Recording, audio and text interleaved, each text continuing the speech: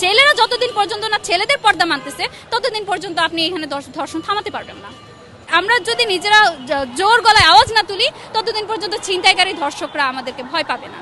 তারা আমাদেরকে ভয় দেখানোর জন্য বের হয়েছে। আমরা যদি জনগণ সবাই মিলে বের হই, আমরা যদি আওয়াজ তুলি, তাহলে অবশ্যই তারা ভয় পেতে বাধ্য এবং আমাদেরকে এর বিরুদ্ধে অবশ্যই কোনো না কোনো অ্যাকশন নেওয়া অবশ্যই দরকার। এটা ইটস হাই টাইম।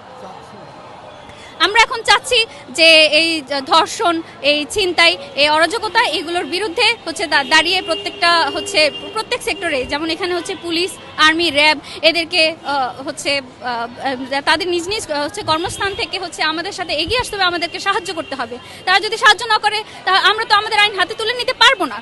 এখন এক্ষেত্রে যেহেতু আর্মির এখনো ব্যারাকে ফিরে যায়নি, তাহলে আর্মিদের কাজ কি? আর্মিরা আমাদেরকে নিরাপত্তা যদি না দেয় তাহলে আমরা আন্দোলন করব, আমরা জনসচেতনতা সৃষ্টি করব, আমরা ছিনতাইকারী ধরবো, কিন্তু আইন অবশ্যই আমরা আমাদের হাতে নিব না। এর আইনের ব্যবস্থা, আইনের বিচার অবশ্যই এখানে প্রশাসন কর্মকর্তা এবং আমাদের সরকারকে এখানে নিতে হবে।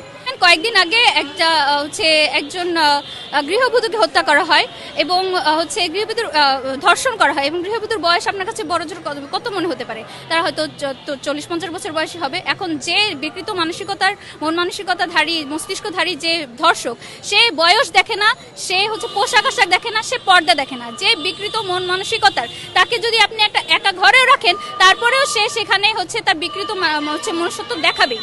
হ্যাঁ, এখানে আমি মনে করি না যে পর্দা আমাদের মেয়েদের সেফটির জন্য অনেক বড় একটা ইসলামিক বিধান। পর্দা মানুষকে মানতে হবে, কিন্তু পর্দা শুধুমাত্র মেয়েদের জন্য আসেনি, পর্দা ছেলেদের জন্য এসেছে। ছেলেদের চোখের পর্দা আছে, শুধু মেয়েরা পর্দা মানলে দুনিয়া সেফ হয়ে যাবে না। ছেলেরা যতদিন পর্যন্ত না ছেলেদের পর্দা মানতেছে ততদিন পর্যন্ত আপনি এখানে ধর্ষণ থামাতে পারবেন না।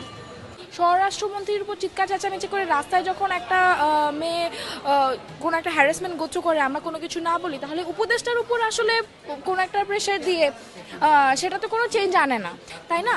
ব্যক্তিগতভাবে আমরা যখন কোনো একটা কিছুর প্রতিরোধ করছি না, বা আমার পাশের মেয়েটা যখন কোনো একটা হ্যারাসমেন্ট গোত্র করলো, তখন যদি if we do not take the stand to protest, তাহলে what's the point of being a সুশীল অন সোশ্যাল মিডিয়া অ্যান্ড তারপর ওখানে গিয়ে বলা যে তবু আমার তীব্র প্রতিবাদ জানাই বা এটা নিয়ে আমরা দুঃখিত।